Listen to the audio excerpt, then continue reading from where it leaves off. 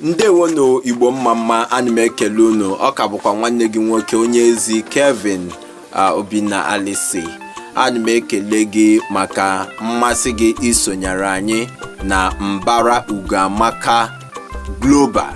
Ya ji weti ya Global n'ihi na ọ bụ naanị ihe na-eme n'ala Igbo maọbụ n'ala Nigeria. Ọ na-eme n'Africa niile, ụwa niile na-ahụ ya, ndị isi ọcha na-ahụ ya, ndị isi ojii na-ahụ ya. Ya bụ na onye ọbụla na-ahụ ihe anyị na-eme, ọ gago global, ọ dịzi digital. Na nke ahụ eji m ohere a na-ekele gị onye soro wee bata n'ime ọwara ụdịdị ihu akwụkwọ Facebook a. Anyị na-ekele gị, na-eme ka unu mara na Ugoamaka Challenge Season 1 bụ maka iji wee kwalite omenala, asụsụ Igbo, ejirimara ndị Igbo, ga-enyere ndị na-eto eto aka ịbụrụ ihe Chukwu kwadoro ka ha bụrụ, ihe obodo na-atụ anya n'aka ha ka ha bụrụ. Ọ dịghị onye ga-amụcha nwa ya adịghị eto eto obi adị ya mma. Obodo a chọrọ ndị ga-eguzoro n'onwe ha wee mepụta ihe dị mma. Ọ bụ ndị dị otu a ka Ugoamaka na-azụpụta. Ọ ndị dị otu a ka Ugoamaka na-agba mbọ na mgbe anyị ga-emesi ihe emume niile, atụmatụ niile dị na Ugoamaka Challenge a, na onye ọbụla ga-eturu ugo nke Ugoamaka, na ọ bụrụ na ọ bata n'obodo, ọ ga-abụrụ ọkwụrụ ọkasịa, ọ ga-abụrụ ịgba, ọ ga-eso na ihe eji ihe eme, ọ ga-abụrụ onye a na-akpọtụrụ n'okwu ihe banyere ịkwalite obodo na ogugo ndụ. Ya mere, kwade ndị niile bụ ndị so na-eme emume maọbụ mmamaka nke Ugoamaka Challenge Season 1. Dịka ị na-akwado ha, ị na-akwalite obodo anyị, ị na-akwalite ala Igbo, ị na-akwalite asụsụ Igbo, ị na-akwalite omenala ndị dị mma, ndị dịka otu a na-asị aka aja aja na-ebute ọnụ mmanụ, onye rụọ nye erie.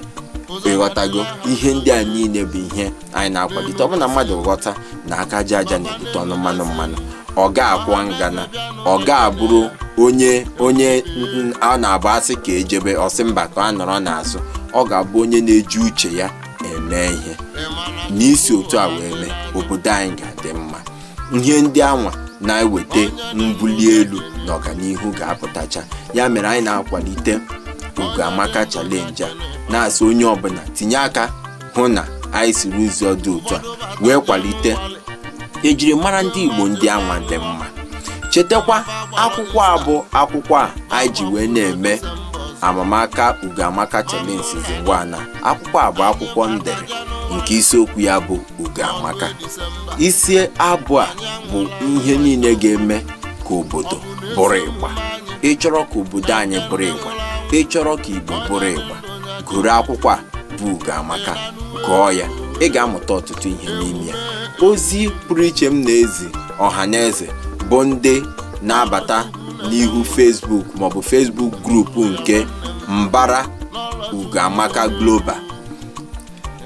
Ndụmọdụ maọbụ arịrịọ maọbụ ntụziaka anyị na-enye bụ ịmara ihe ọbụla ga-enye aka ka atụmatụ anyị ji n'aka meta ezi mkpụrụ. Biko mee ka anyị mara ya, gwa anyị maka ya, anyị ga-eme ya. Nye aka n'ịkwalite atụmatụ ọma. Soro anyị na Ugoamaka Challenge Season 1 n'ime Mbara Ugoamaka Global Facebook group. Ịbata ebe ahụ, anyị ga-anabata gị. Kwade ndị niile so na-eme atụmatụ a, ha ka nkụ, ma ụmụ nwoke ma ụmụ nwanyị, ma ndị elu ma ndị ala. Soro tụnyere ha, kwade ha. N'ime kwade ha, ị na-eme ka ihe dị ọma.